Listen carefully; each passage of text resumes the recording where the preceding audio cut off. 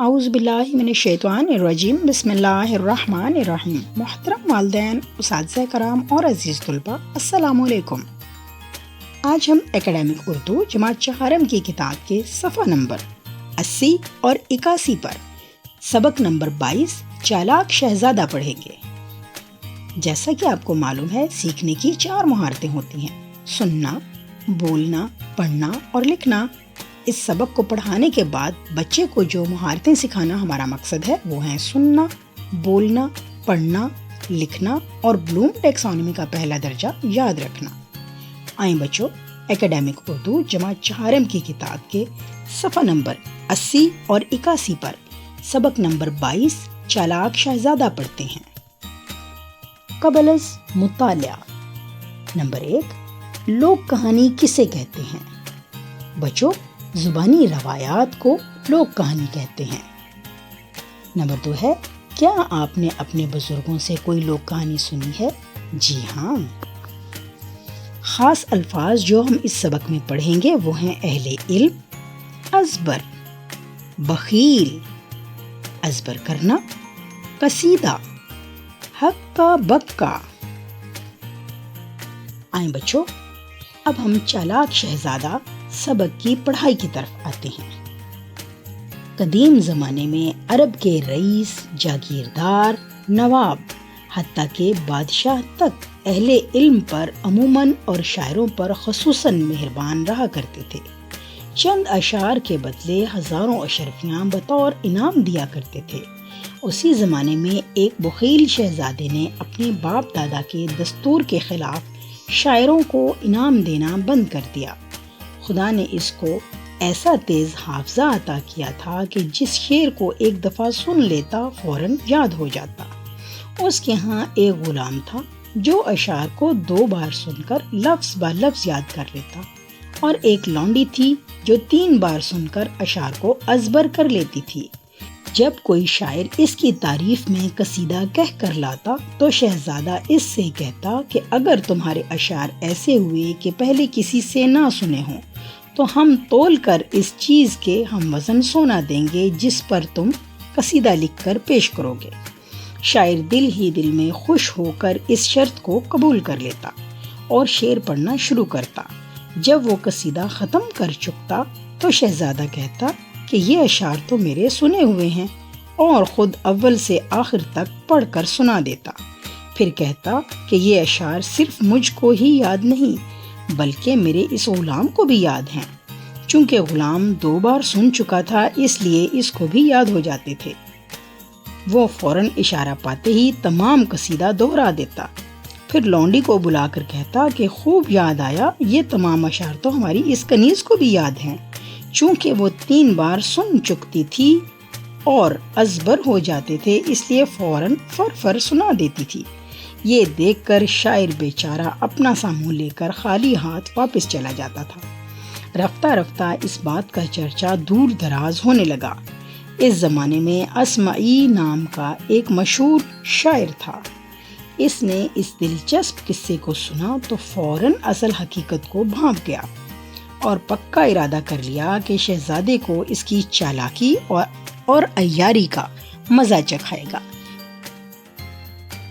یہ سوچ کر اس نے ایک نظم لکھی جس میں چھانٹ چھانٹ کر مشکل الفاظ بھر دیے۔ وہ شاہی محل کی طرف چلا اور اجازت لے کر اندر گیا۔ جاتے ہی شہزادے کو سلام کیا۔ شہزادے نے پوچھا کہ تم کون ہو، کہاں سے آئے ہو؟ اسمعی نے ادب سے جواب دیا، میں اپنی قوم کا نامور شاعر ہوں، آپ کی تعریف میں چند اشعار کہہ کر لایا ہوں۔ شہزادہ بولا، تم نے میری شرط سنی ہے؟ شاعر نے عرض کیا، نہیں حضور، فرمائیے وہ شرط کیا ہے؟ شہزادے نے کہا، اگر ہمیں ثابت ہو گیا کہ یہ اشعار تمہاری ہی تصنیف ہیں اور اس سے پہلے کسی اور نے نہیں سنے تو تم کو اس چیز کے ہم وزن اشرفیاں انعام میں دیں گے جس پر تم اشعار لکھ کر لائے ہو۔ بھلا حضور، یہ کیوں کر ہو سکتا ہے کہ میں آپ کے سامنے جھوٹ بولوں؟ مجھے جناب کی شرط دل و جان سے منظور ہے۔ بادشاہ نے شہزادے سے کہا، اچھا اشعار سناؤ۔ اسمعی نے قصیدہ پڑھنا شروع کیا، اول سے آخر تک ختم کر دیا۔ اس میں مشکل الفاظ بھرے ہوئے تھے۔ شہزادہ عالم فاضل تو تھا نہیں، ان الفاظ کو نہ سمجھ سکا، اس لیے ایک شعر بھی یاد نہ کر سکا اور منہ تکتا رہ گیا۔ آخر حیران ہو کر غلام کی طرف اشارہ کیا، صاف جواب ملا اور لونڈی بھی خاموش تھی۔ آخر مجبوراً اسمعی سے بولا، اے بھائی، بے شک یہ اشعار آپ ہی کی تصنیف ہیں، اس سے پہلے ہم نے کبھی نہیں سنے۔ کہیے آپ نے یہ شعر کس چیز پر لکھے ہیں تاکہ اپنی شرط کے مطابق اس کے ہم وزن اشرفیاں تول کر انعام دیا جائے۔ اسمعی نے جواب دیا، حضور اپنے کسی خادم کو حکم دیں کہ وہ اس چیز کو اٹھا لائے۔ شہزادے نے پوچھا، وہ کیا چیز ہے؟ کیا تم نے کسی کاغذ پر نہیں لکھے؟ اسمعی نے کہا، عالی جا، میں نے یہ اشعار کاغذ پر نہیں لکھے۔ جب میں نے یہ نظم تصنیف کی مجھے کوئی کاغذ نہیں مل سکا تھا۔ میرا باپ اپنی جائیداد میں ایک سنگ مرمر کی سل چھوڑ گیا تھا، اس وقت وہی سامنے موجود تھی، قصیدہ اس پر کندہ کر دیا تھا۔ مہربانی فرما کر خادم کو حکم دیں کہ وہ جا کر اٹھا لائے، میں اکیلا نہیں اٹھا سکتا۔ شہزادہ یہ سن کر ہکا بکا رہ گیا، مگر اب کیا کر سکتا تھا؟ آخر شرط کے مطابق اس پتھر کے ہم وزن اشرفیاں دینی پڑیں۔ اس کا خزانہ تقریباً خالی ہو گیا تھا۔ اس نے آئندہ اپنی عادت بد سے توبہ کی کہ ایسا نہ ہو کوئی اور شاعر ایسا ہی جل دے۔ پھر اس نے حسب دستور سب شعراء کو انعام و اکرام دینا شروع کر دیا۔ پورے ملک میں اس کی تعریف ہونے لگی۔ بعد از مطالعہ، شاعر نے اشعار کو مشکل کیسے بنایا؟ اس کا جواب ہے، مشکل الفاظ چن چن کر۔